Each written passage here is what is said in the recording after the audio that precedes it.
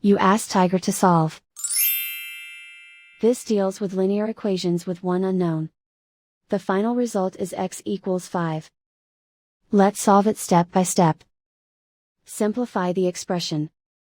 Expand the parentheses. Simplify the arithmetic.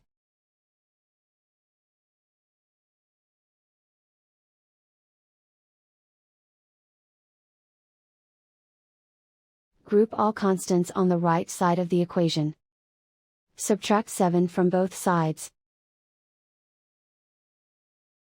Simplify the arithmetic.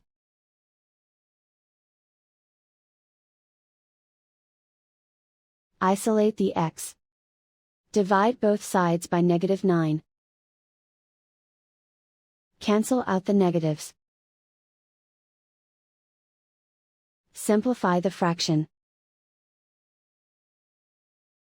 Cancel out the negatives.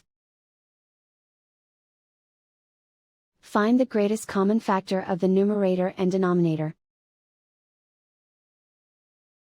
Factor out and cancel the greatest common factor.